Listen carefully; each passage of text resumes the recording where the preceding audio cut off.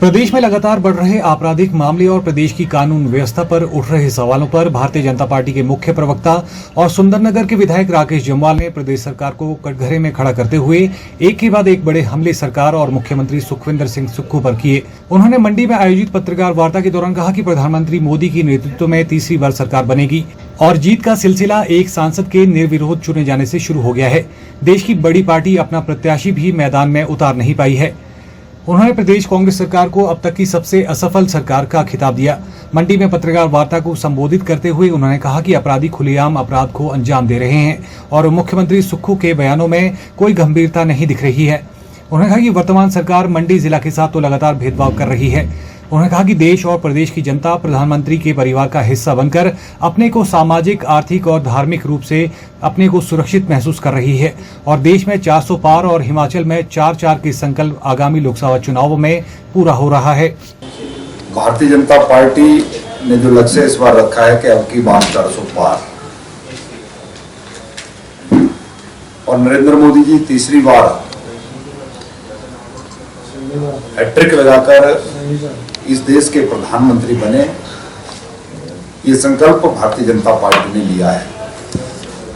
सूरत की लोकसभा की सीट निर्विरोध भारतीय जनता पार्टी ने जीती है। वहां से भारतीय जनता पार्टी के प्रत्याशी नहीं, अब तो मैं सांसद कहूंगा, आदरणीय मुकेश जी निर्विरोध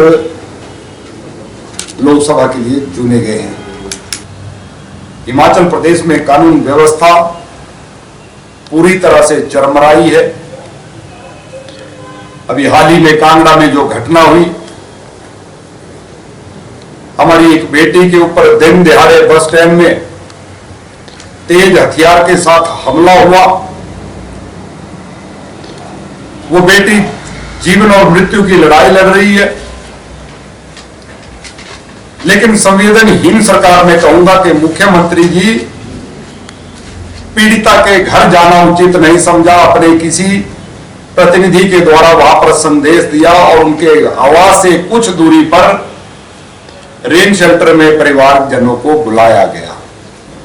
और वहीं दूसरी ओर भारतीय जनता पार्टी के नेता पूर्व मुख्यमंत्री जयराम ठाकुर जी, वहां के विधायक विपिन सिंह परमार जी पार्टी के नेताओं के साथ परिवारजनों से मिले और उनका हौसला बढ़ाया। सरकार कहीं भी गंभीर नहीं है। इतनी बड़ी घटना होगी और मुख्यमंत्री जी कह रहे हैं कि ये लॉ एंड ऑर्डर का मामला नहीं है। बड़ा दुखद उनका ये बयान है।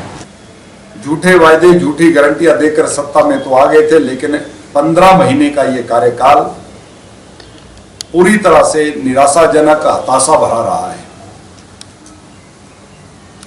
और हम देख रहे हैं कि जहां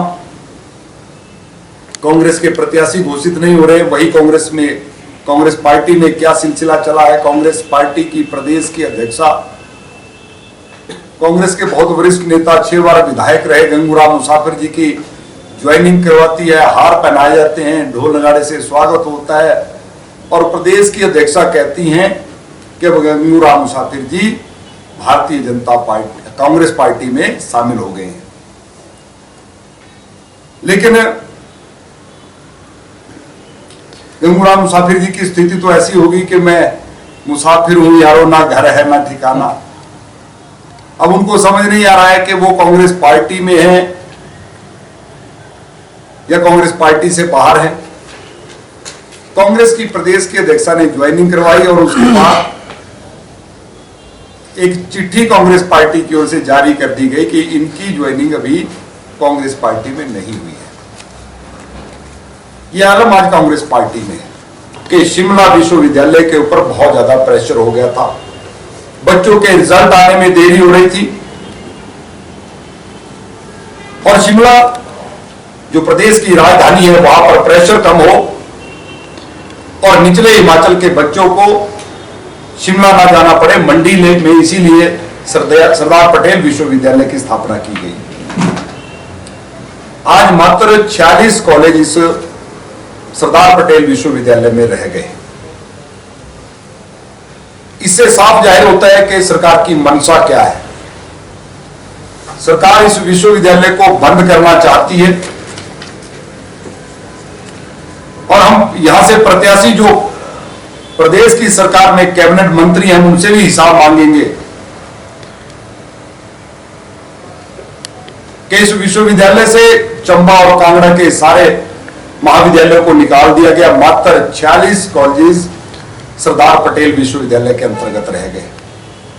आपने मंडी की लड़ाई क्या लड़ी?